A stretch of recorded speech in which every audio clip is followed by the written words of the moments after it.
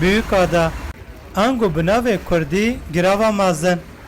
Ji bo geştiyariyê yek ji cihên herî bedew ya İstanbulê ye. Girava mezin her roj bi hezaran kesî dike mêvan û di van rojên dawî de bi faytonên xwe di rojeva Tirkiyeyê ye. Bi taybetî hezkiriyên heywanan naxwazin hespên li vir ne ji bo çûnûhatin ne jî ji bo geştiyariyê werin bikaranîn. Lêxwediyê hespan ji bertekan didin daxwaza van kesan. Ew naxwazin bi temamî fayton werin rakirin û dixwazin pirsgirêkên dewam dikin werin çareserkirin. Mînak li giravê Beyter tune ye. 227 fayton hene lê li hember vê yekê axurên hespan kêm in. Her wiha kontrolkirina vê derê jî yek ji van pirsgirêkan e. Xwediyên hespan yên li giravê gelek ji wan Kurd in. Hacı Caner jî yek ji van Kurdan e. Caner Kurdekî ji bajarê Agiriyê ye û ev 41 sal e karê faytonê li Adalarê dike û ew jî naxwaze faytonên li vir werin rakirin û behsa pirsgirêkên xwe dike. 5 hespê min hene. Her hespekê min 2 saat onda şoğula. Adwam değiş dikim, dînim. Her hespek 2 saat o şoğul ise tamamı paydos dikim tarımê xwe. Giye sermaye devletê de veyahut belediyê de veyahut derîkê de hiç em destekê nagirine. Ewna çima dikin rakin ki siyaset ki ket vî îş ise va îşina hadibin. Em dikine ezmişkin başka meryon jî qaxindirmişkin. Çima hesp robin ve çive? Hesp robin sevra nerede bakarsa bak 1000 mere nên dixuye ew 1000 meriya madur diwe. Devlet jî ki nak dixwaziye ki wî 1000 merî xwe madur kin bira hûn 1000 xwe madur kin 1000 xwe din Sûriye bînin. Hûn çi dixwazî?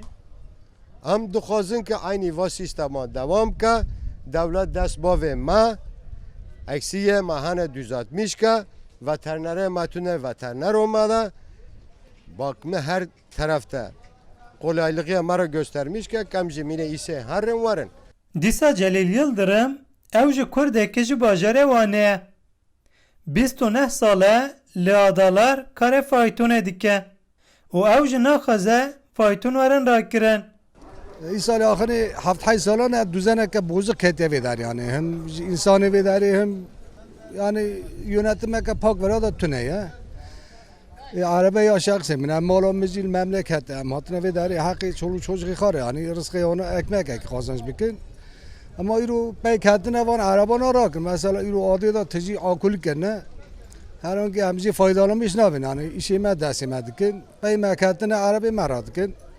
Peki hava raba çoluk çocuğu me çagna mı yani geçindirmişkin. Peki bir aşı hem ne karın herhangi inşaata gideceğiz biz kolen. Yani izmara tu ak işe pak ne करने भी yani herhangi denetlemek tüne yani derhak hasbada derhak meda yani denetlemek için abi. Hasbi mehne jara naxoş dikevin veteriner ve tınako var mesela tedavi gibi bikin. Yani işime zor yani hem bana Arabi alem yardım ama bike yani vakitini işe kimi kolay nama yani hem خواستن ama hem hazkin disiplin vedari hem denetim hem mesela iru hasbi avarabim bira tedavi bike bira denetim ne az bxaftim hem başı boş isine kes merglemiş nama yani Her wiha niha ji bo çareseriyekê şaredarî û xwediyê hespan danûstandinan dike. Şaredarê CHP Adalar Erdem Gül ji bo dengê Amerîka got em dixwazin heta sala 2020 çareseriyekê bînin û wiha axaftina xwe domand. Faytonlar özel bir şey. Burada en Fayton tiştekî taybet e li giravê ji bo çûn û hatinê tenê fayton wesayeta qanûnî ye lê bi pergala heyî jî nameşe gelê me jî tevlî vê mijarê bûye em ê bi hev re çareseriya herî rast bibînin. uygun çözümü olacağız.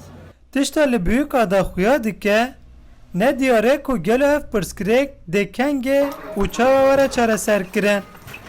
Min botanî dengê Amerîka, İstanbul.